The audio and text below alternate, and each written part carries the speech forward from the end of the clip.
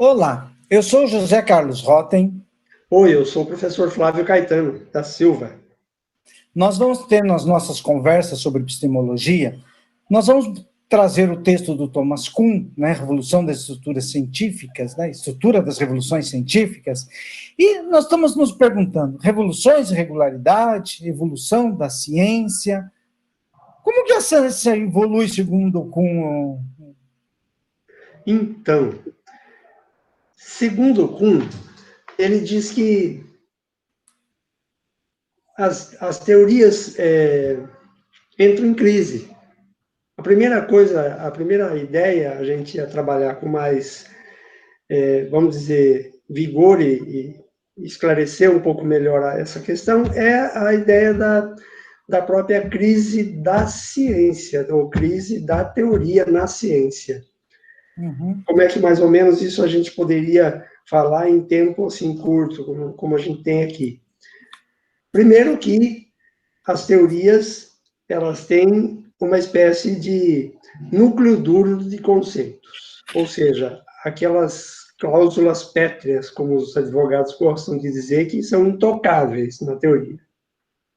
Que se chegar a questionar ou a mexer nisso, eu diria que então aquela teoria está com problemas sérios. Normalmente, a chamada ciência normal, né, ela tem no seu histórico, vamos dizer assim, no seu currículo, ela tem vários problemas que ela tem que enfrentar. Isso é o normal do processo de produção de conhecimento científico. O que significa que, fora esse núcleo duro da teoria, de determinada teoria, ou das teorias, existe um conjunto de conceitos ou propostas que se acoplam à teoria, ou que exalam dela, né, que têm a ver com ela, que podem ser alterados, que podem ser problematizados sem que a teoria em si entre numa crise efetivamente. Então, inclusive para o próprio Kuhn, a ciência ter problemas é o normal dela, o problema é o normal da ciência, o problema é com o que ela trabalha. Né? Uhum. Então, a ciência, a gente pode dizer que ela, normalmente, ela tem os problemas científicos, né, que ela quer Isso. resolver, que é o normal, mas ela também tem os seus problemas de própria organização dela, né, assim. E aí, essa reorganização, esse rearranjo é que vai sendo feito normalmente, né? Justo. E o Kuhn, ele traz esse termo revolução, inspirando-se lá na questão da Revolução Francesa, né? Isso.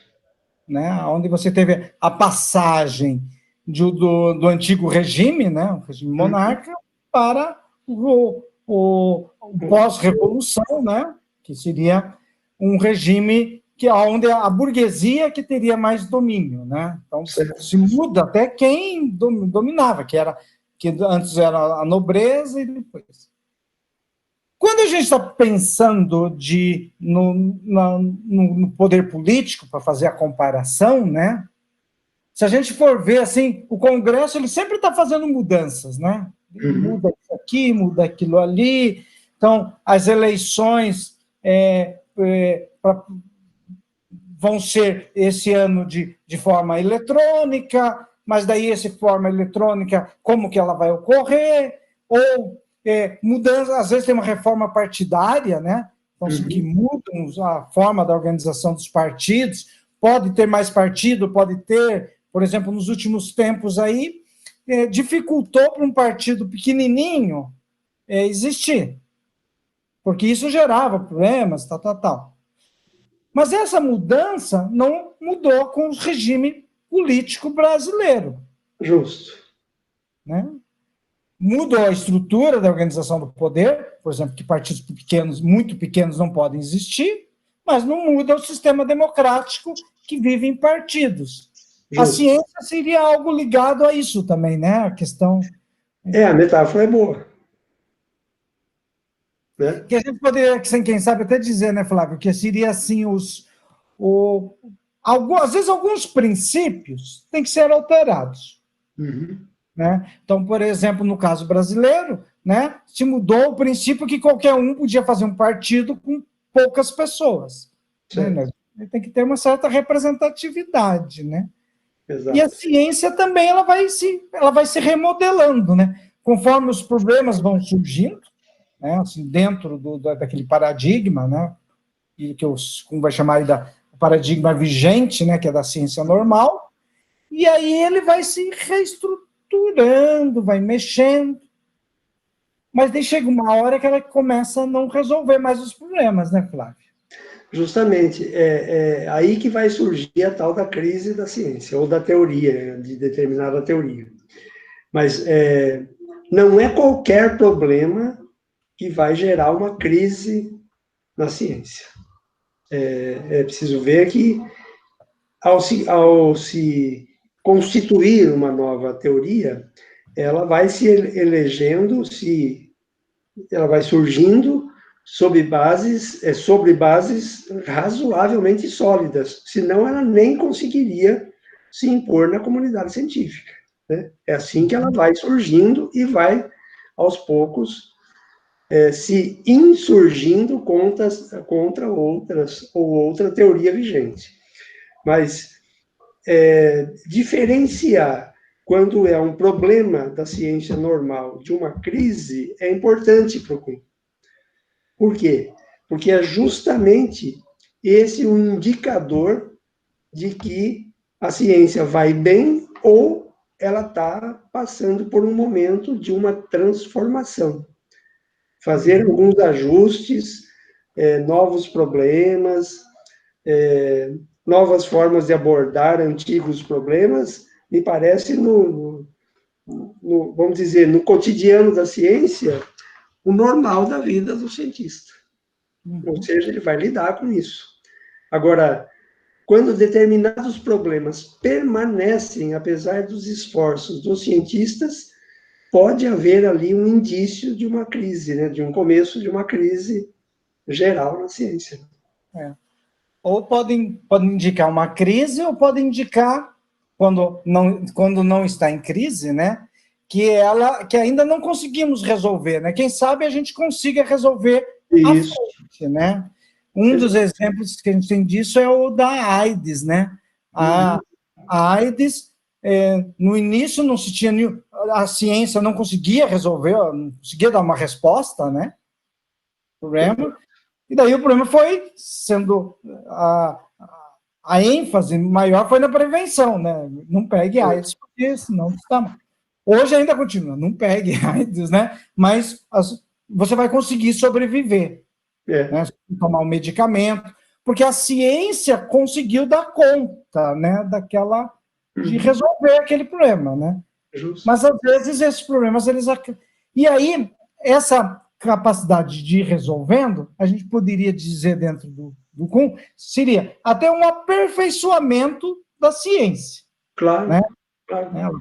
Ela vai se aperfeiçoando, e aí é meio linear, né? Você parte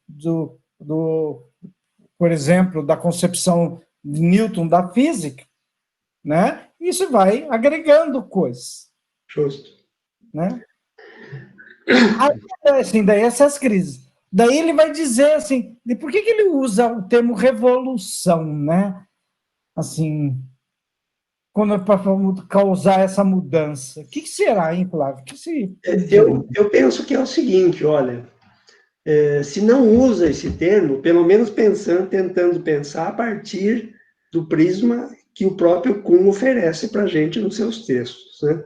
Eu diria que ele usou revolução para diferenciar justamente daqueles momentos chamados de ciência normal, ou seja, até quando a ciência está dando conta, ainda que leve algum tempo, para resolver os problemas sobre os quais ela se debruça, e é esse o exercício de fazer ciência, é se debruçar sobre problemas.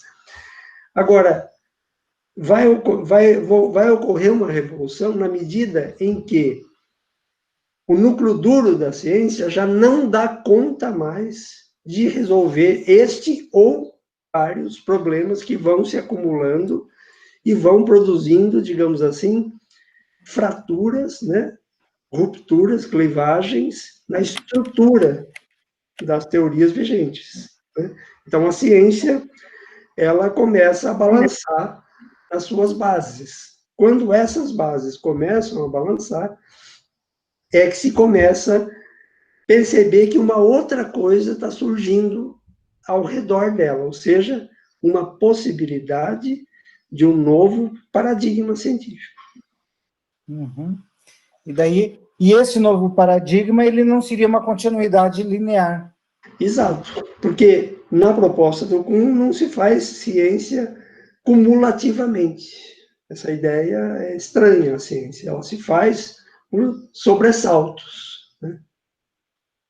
Não sei como é que você vê essa ideia. Que ele vai apontando, né, assim, que, por exemplo, o exemplo que esse pessoal da história da ciência gosta muito de utilizar é a questão de Newton e de Einstein, né? A física newtoniana e a teoria da relatividade, né?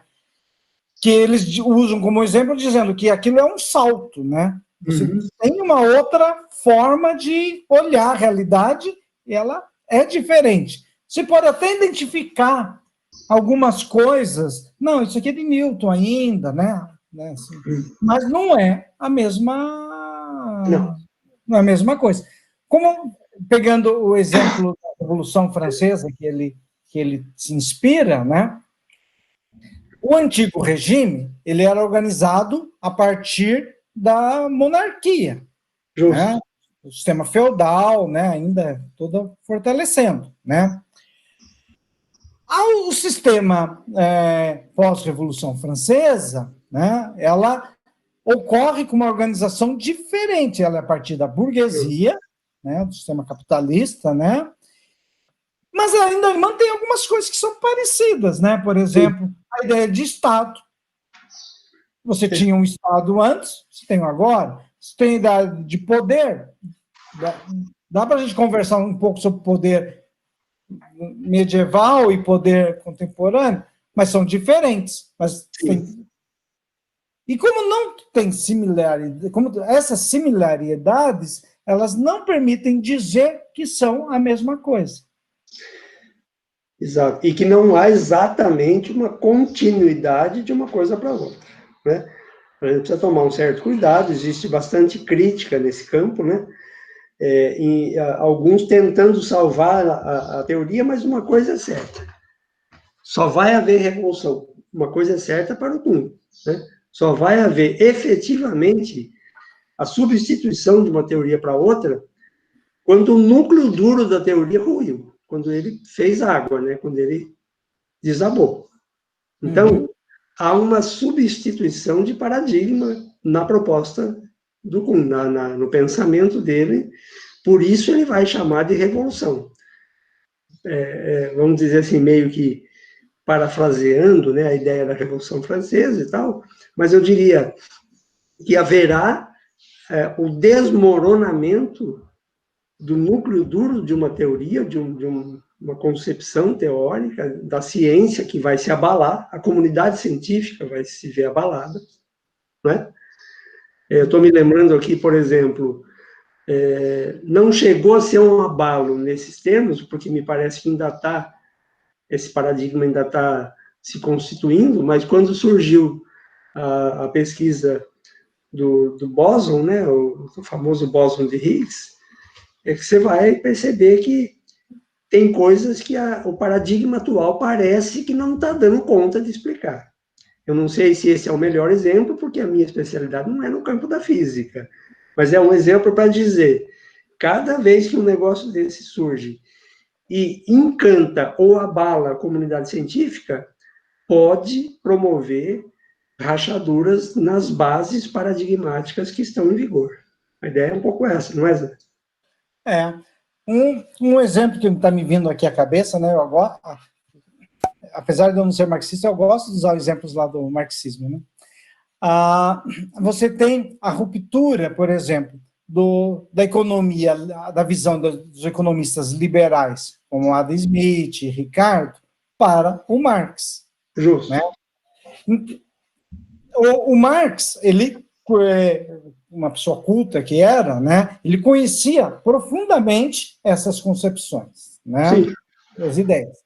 Então, se pode dizer, não, tem muita coisa que se olha no marxismo que parece que dialoga com o liberalismo. Sim. Né? Então, principalmente quando você vai... Até a ideia de divisão do trabalho, ela parece estar presente lá, mas que na ruptura marxista, ela vai se tornar um conceito que é extremamente importante. Justo. Né? Que, ao contrário, lá, por exemplo, assim, a divisão do trabalho no marxismo é a causa da exploração. Uhum. Né? Então, e principalmente essa divisão do trabalho, onde você separa os donos do meio de produção e os trabalhadores, né? Enquanto que no liberalismo, essa possível divisão do trabalho que eles veem é um avanço do capitalismo, que ele permite que a gente produza muito mais parafusos, ou sei lá o quê, do que se produzia antes, porque eu fico especializado, fazendo alguma coisinha e tal, né? Então, são dois paradigmas que eles são diferentes. Então, há uma ruptura, né? E, por incrível que pareça, ela não é uma ruptura... É estranho essas rupturas, né? Que, ao mesmo tempo que ela é uma ruptura, que não dá para você ser liberal e marxista ao mesmo tempo, nem marxista liberal, né? Não são porque eles têm bases distintas, mas efetivamente as duas visões ainda perduram para tentar explicar a sociedade, para explicar a economia capitalista. E e são duas concepções que elas vão se discutir, brigando entre elas, né? Estão em confronto, mas ela rompe, né? Então, apesar do marxismo ele partir do liberalismo, Marx antes de ele ser marxista, ele leu os autores liberais, né? Até porque não tinha os textos dele antes, né? Então, ele podia ter lido ele mesmo, né? O que poderia dizer até que não dá para dizer que ele era marxista. É, É estranho. Ele nem era, porque ele estava construindo o referencial teórico dele, né, ali, e depois até você tem alguns autores que falam o jovem Marx e depois o velho Marx, como isso também ocorre também com outros autores, né, assim, o jovem Wittgenstein e o velho Wittgenstein, né, que são autores que têm concepções bem diferentes na juventude e na velhice, né, então isso vai sendo construído. E essa disputa para interpretar, ela vai sendo, assim, ela vai ter a sua briga no coisa. E aí, por exemplo, nessas duas correntes, além dentro da própria academia, você tem a questão da briga externa, né? Certo. Porque tem outros fatores que vão determinar se você aceitar a pessoa aceitar o marxismo ou aceitar o liberalismo, né? Que vai além, como o próprio Kuhn fala, né? Que nem sempre a gente adere a uma teoria porque ela explica melhor, a gente fala, não, ela explica muito bem essa realidade, então a gente tem que abandonar a outra. Tem outros fatores, né, que vão fazendo que a gente faça essa adesão a uma teoria ou a uma outra. Sem dúvida. Não é, eu não creio que ele chama de revolução à toa, porque há uma forte disputa pelo poder dentro da comunidade científica. E ela vai resistir muito para que determinado paradigma permaneça. Muitos vão se levantar ali dentro para dizer, é um problema normal, nós vamos vencer esse problema. Olha o caso, por exemplo, da disputa em torno da vacina contra a Covid. Né? É um exemplo atual que nós estamos vendo aí. O que vai sair dessa disputa no campo das ciências médicas, a gente não sabe exatamente. Mas uma coisa é certa, não é um movimento que ocorre interno ao campo científico, à comunidade científica. Não. é um movimento maior que afeta a comunidade científica, pode até surgir dentro da comunidade científica, mas não dá para ficar dentro daquelas 4 paredes, e uma interface com aqueles que não são efetivamente bem vistos da comunidade científica é provável. Como também pode ocorrer, e a história segundo o Kuhn e outros, né, já das revoluções ou das substituições de um paradigma para o outro, colocou, inclusive, cientistas em suspeição em dado momento. O caso do Mendel, por exemplo. Né? Então, quando ele apresenta suas teses, ele é execrado pela comunidade científica do momento. Uhum. Então, esse para dar só um exemplo, né? Mas tem vários. É claro que eu só gostaria de apontar uma coisa importante. Chamar de revolução, parece que a gente, ao ler isso, a gente, muitas vezes, se não prestar atenção no grau e na relevância de uma mudança de paradigma, a gente vai achar que é uma coisa assim, tá bom, vai mudar o paradigma. Não é uma coisa simples assim. Muitos vão se agarrar nele para defender e dizer que aquele possível paradigma que está emergindo é falso, ele não tem fundamento, ele não se sustenta, é ilusão, não sei o quê, os argumentos vão se multiplicar pela sobrevida de determinada ciência, né? Ou paradigma. E vai se amarrar assim, a esse paradigma que está vigente, né? Porque por motivos que nós podemos falar lícitos e outros que não são, assim, que são meio escusos, né? Assim, meio estranhos. Justo. Os lícitos é que, toda a minha pesquisa está fundamentada nisso e ela está explicando bem. Eu já dei boas respostas. A comunidade, o que eu estou usando, o que eu criei, pode até estar virando uma tecnologia, né? Tá funcionando, né? E eu consigo explicar. Agora vem querer tirar isso daqui. Opa, isso aí é insano, né? Não vou mudar. E tem os motivos, assim, mais, assim, a gente pode falar meio esquisitos, escusos, e que tem as relações de poder, né? Que quando o cara... Apesar que relações de poder nem sempre é negativo, né? Relação de poder é uma... Quando temos seres humanos, a gente tem sempre relações de poder. Mas, assim, pode ser simplesmente pela questão da manutenção do poder, né? Assim, não, eu tenho todo o laboratório e agora eu não vou querer que ninguém vá caminhar aqui no meu laboratório, né? Isso aqui é meu, né? E essa revolução aí, ela vai atrapalhar a minha vida, né? Esses seriam, assim, motivos menos sublimes, né, para mudança. Não dá para dizer que são injustos, né? Mas são menos sublimes. Menos nobres. Isso, menos nobres, a palavra é melhor essa, né? E tem esses que a gente pode chamar mais nobres, que é a ideia da explicação, né? Assim, do coisa. E uma das coisas também que o Kuhn vai falar, e também que é verdade, né? Assim, para o novo paradigma se estabelecer, ele tem que enfrentar uma grande dificuldade, que é que, normalmente, aqueles que são mais experientes, eles não estão fazendo revolução. Eles estão dentro do paradigma. Exato. E se eles têm mais experiência, e já têm mais leituras, e tem mais... conhece, como o Bourdieu vai falar lá mais para frente, né? Não é um termo do Kuhn, mas dá para dialogar. Que ele conhece melhor o campo, né? Que científico, então ele sabe se articular melhor. Uhum. Né?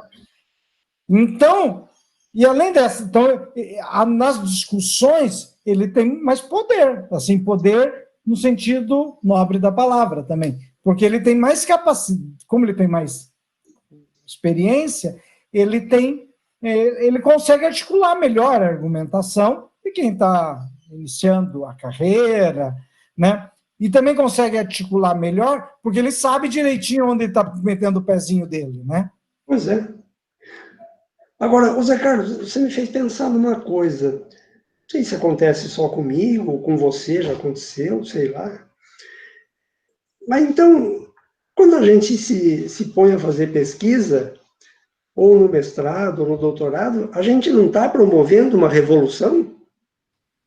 Eu falo isso porque é comum os orientandos chegarem achando que o mundo vai mudar a partir dele. O que você acha disso?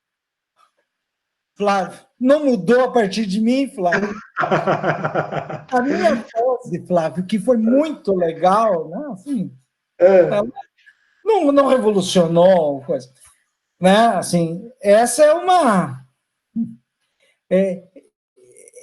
é uma grande dificuldade, que às vezes, por exemplo, assim, uma excelente tese que traz alguma coisa assim extremamente nova, né? Pô, isso aqui, todo mundo da banca, todo mundo que olha, pô, esse Flávio Caetano aqui é um Silva de S maiúsculo, né?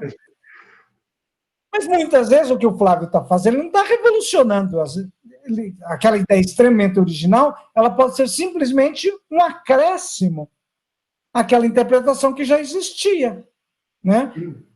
E normalmente essas revoluções, elas exigem, como ela muda o paradigma, as bases, é complexo a gente dizer que a gente teria essa ilusão de que vamos revolucionar. A gente tem que ter a ilusão que vai fazer um bom trabalho, né? Assim, se não tiver essa ilusão que vai fazer um bom trabalho também, para que está ali? Mas essa ideia de revolucionar, ela é de vez em quando, né? Você pega entre Newton e Einstein, né? Quanta gente boa não teve da física no meio desse povo aí? Justo. O Newton Inclusive contemporâneos a eles, né? e contemporâneo a eles, Mas a né? gente tem uma mania de construir heróis, né? E mesmo em torno desses caras que viram mitos, né, na verdade, né? Deixam de ser heróis e viram mitos, né? Porque parece que a humanidade é outra a partir da existência daquele camarada. Eu tenho uma certa resistência a essa ideia, sabe? Uhum. Tem uma certa cautela, pelo menos, porque considerando principalmente os grandes centros de pesquisa, né, como países europeus, América do Norte, alguns grandes centros de pesquisa aqui no nosso país e tal, embora a grande parte do que é publicado não esteja na nossa língua, mas também por força desses jogos de poder em nível extranacional, né, eu diria que há toda uma estratégia de proteção que tende a cercar o paradigma para que ele não seja atingido. Agora, uma coisa é certa, nenhum paradigma é eterno. A história da ciência nos revela isso. Por outro lado, se a gente pensar, por exemplo, inclusive como é que a gente ensina, né? Ensina ou dialoga, talvez seja a melhor palavra, com os nossos jovens pesquisadores do mestrado, do doutorado, que estão em processo de formação, uma das coisas que a gente faz é apresentar os autores que ancoram as bases do atual paradigma. Né? Para quê? Para ele fundamentar o seu trabalho. Quando ele fundamentar o seu trabalho estará quase que 100% com os pés fincados no atual paradigma. Uhum. Não estou dizendo que não possa surgir daí um revolucionário, não é isso. O que eu estou dizendo é que, assim como há uma ideia equivocada sobre as revoluções, de que uma ideia não é nem só equivocada, chega a ser ingênua, né? Então, a Revolução Francesa aconteceu no dia 14 de julho de 1789, às 15 para as 3 da tarde. Eu acho engraçado essas coisas. Eu caricaturo um pouco, eu brinco com a ideia, porque nenhuma revolução tem como acontecer desse jeito. Muito menos a científica. Né? É um conjunto de coisas num processo longo, demorado, de lutas, de manutenção, né, de gente agarrada no paradigma, e gente que não está, às vezes, nem sequer ainda reconhecida dentro da comunidade científica, mas que é cientista ou que tem vocação para tanto, se é que existe vocação, eu diria, é um jogo muito grande, muito longo. A história revela que é um processo que vai até se modificar um paradigma, que vai muita coisa acontecer pelo caminho. Inclusive, muitos dos que estão nesse jogo de poder fortíssimo têm dúvidas se realmente aquele paradigma tem que ser substituído ou não, ou que se aquilo que está emergindo tem tanta força assim. Isso também, essa ideia, né, que as revoluções elas não ocorrem no estalo, né? Põe a data e põe até um minutinho, né, Flávio? 15 horas e 32 o que é pior, põe um autor, né? A Revolução Francesa do Robespierre. Você imagina, né, se pode um negócio desse. Não ocorre. Ela ocorre, e uma das coisas que também é a partir daquela ideia de teoria que a gente comentou em algum outro vídeo, de que o que vai dando... Nós temos toda a produção científica, ela tem uma subjetividade, que é do pesquisador, e que ela é meio unida, né, às subjetividades a partir das teorias que nós montamos, né? Então, a revolução científica, ela também passa por esse aspecto de que ela vai ter que convencer as outras subjetividades, né? O que garante, por exemplo, assim, o que dá sustento a uma teoria são as suas comprovações, são os seus experimentos, né? Todas essas coisas, são as argumentações, mas é muito, né, principalmente dentro da concepção do Kuhn, dentro da comunidade científica, né? Então, para você revolucionar, além de você ter bons experimentos, você ter um bom conjunto conceitual, né, assim, claro, né, preciso, que você tem aqueles conceitos que definem o que é movimento, o que é classe, o que é alfabetização, o que é bibliometria, né, ter as definições muito claras dos conceitos, né, e ter os bons experimentos, ter as boas investigações, depende desse convencimento da comunidade, né? Exato. E a revolução só ocorre quando os outros aderem. Agora, eu tenho a impressão, Zé Carlos, que duas coisas aí me chamam a atenção. A primeira é de que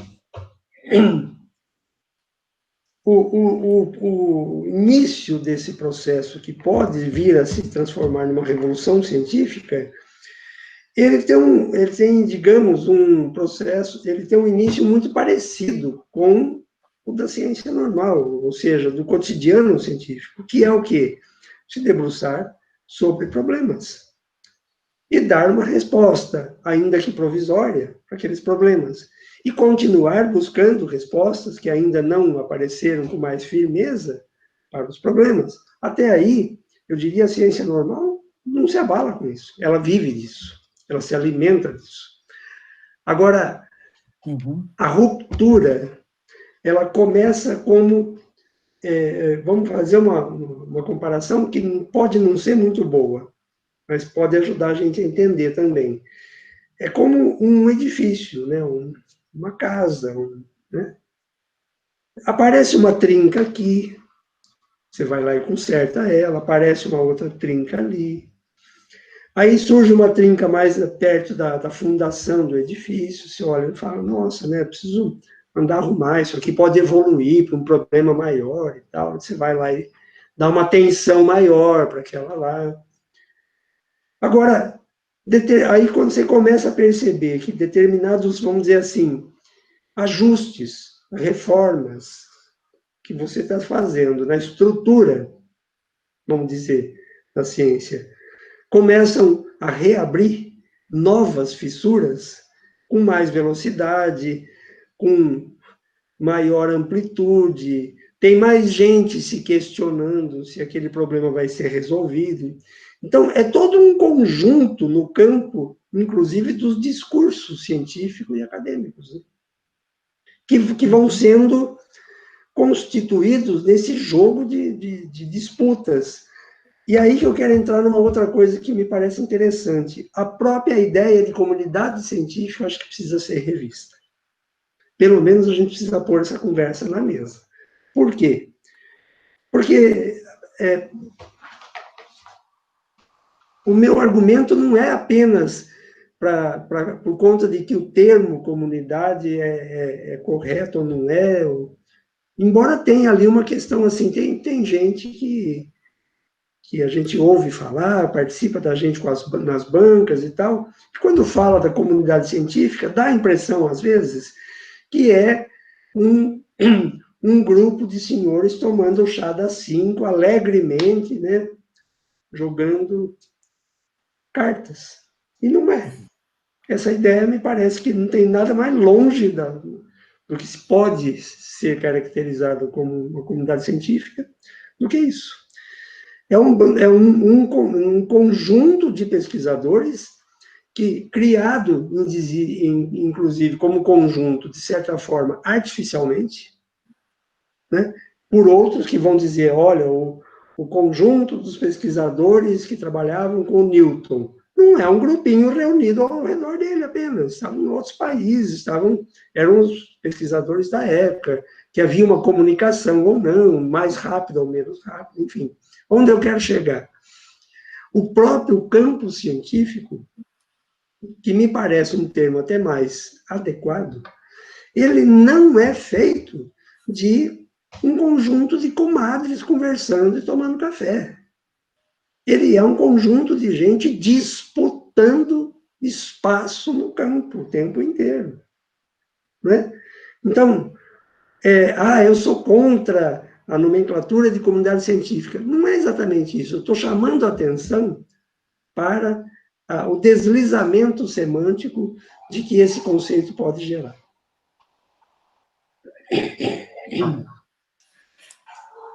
Daí tem essa grande possibilidade, né, de fazendo o Bourdieu, né, que trabalha principalmente a questão do campo, ele vai Sim. além do Kuhn, né, o Kuhn ele já deixa alguns indícios, né, ele fala que há uma questão de poder e tal, mas ele não aprofunda muito isso, né, ele fica mais,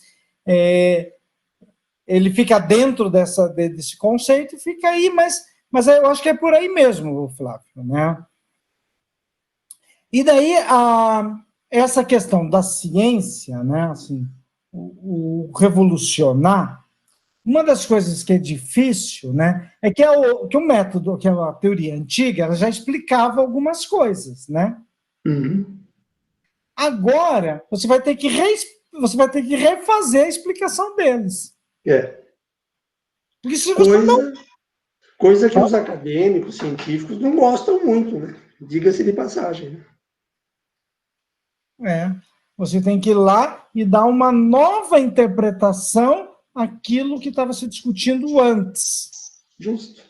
E daí essa nova discussão, ela vai trazendo né? Você vai tendo uma reexplicar, né? Então, por exemplo, lá, né, acho que um exemplo que a gente já deu em algum outro vídeo, Flávio. Eu acho que está repetitivo, mas vou trazer ele de volta, né? Que é o caso da independência do Brasil, né? Que também não é 7 de setembro, não sei o quê, né?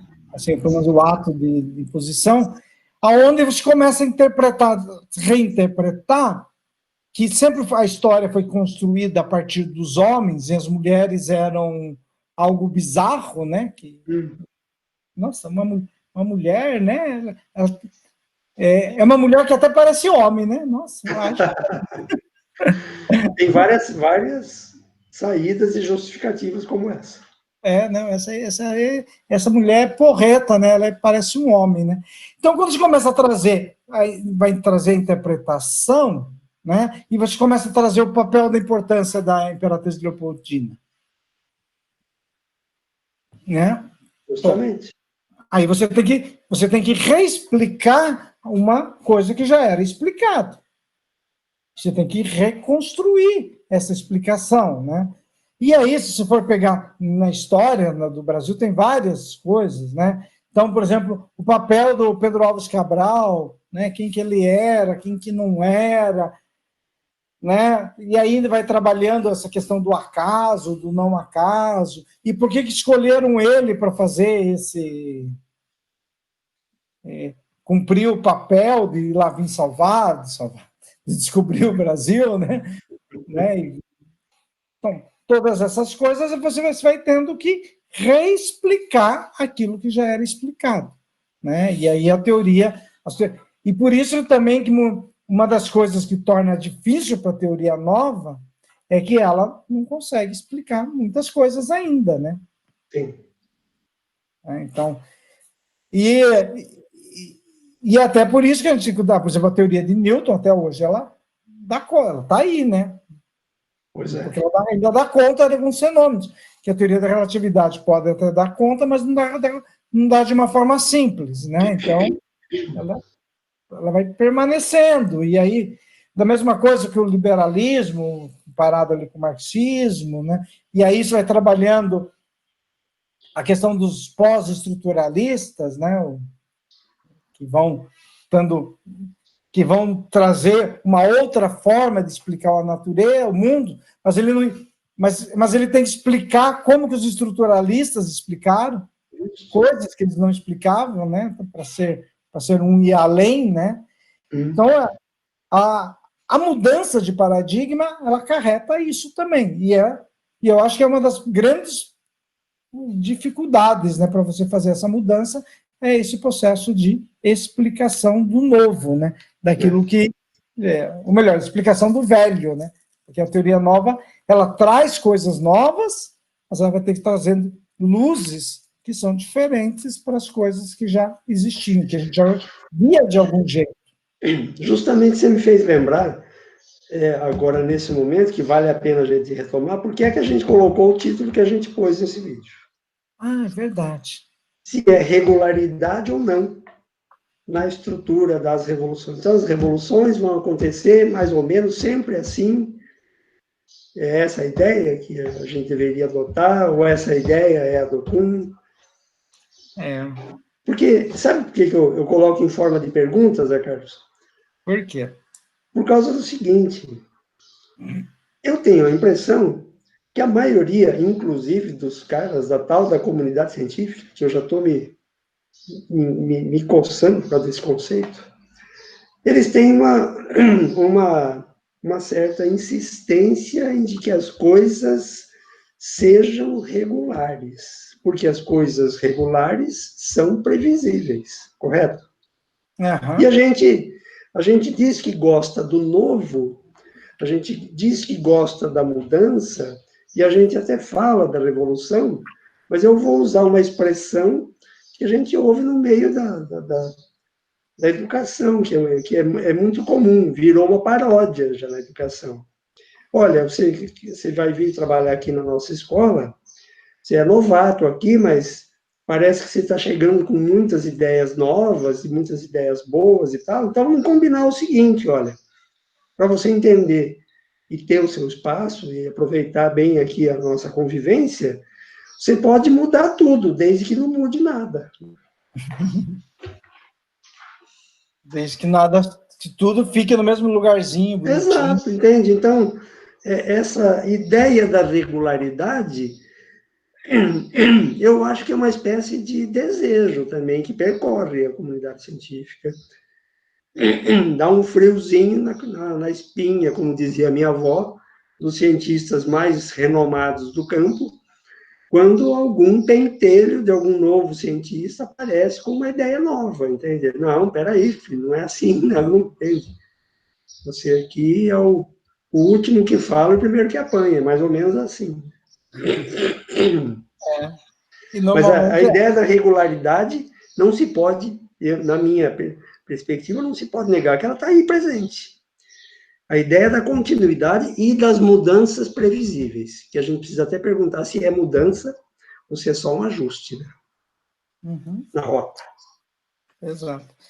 O Kuhn também, ele acaba, quando ele vai buscando, quando ele fala principalmente da estrutura das revoluções científicas, né, ele está muito claro essa ideia que existe uma regularidade que é perfeita, assim, apesar dele apontar que é confuso, que é luta, que não sei o quê, que não é fácil, mas ele vai buscando, ele vai construindo o esquema dele, né, a teoria, a concepção dele a partir de uma certa estrutura que vai ter uma certa regularidade, né, nessas mudanças. Sempre que você teria o ápice, né, então, de um paradigma, ele entra em crise, ao entrar em crise, né, ele vai se alterando, né. Eu tenho a impressão que se fizer uma leitura meio enviesada desse texto, é capaz de concluir que as crises também seguem uma certa regularidade. Não tem coisa mais estranha do que essa ideia? Como é que você pode chamar de crise, né, uma crise bem comportada, né? Na realidade, são as explicações, né? Mas, Flávio, dentro dessa busca da regularidade, Flávio, nós vamos poder dizer que finalmente nós encontramos a verdade e vamos poder falar agora para todos os nossos alunos o que é a verdade sobre a ciência. Então, anotem. Deu horário, Flávio. O tempo acabou. O tempo acabou. Salvos pelo gongo. Não vamos poder falar sobre a verdade, Flávio. Não vai ser hoje. No próximo capítulo, não perca essa novela. A verdade virá à tona. Virá. Então, tá joia, Flávio. Então, pessoal, obrigado aí pela presença, por estar aí junto com a gente, de estar nessa conversa sobre epistemologia. Nós trabalhamos em cima do texto do Kuhn, sem pretender esgotá-lo, né? São ideias aí que estão presentes. Falou, Flávio, um abração. Um abraço, José, a todos que assistirem, que espero que gostem. Até mais.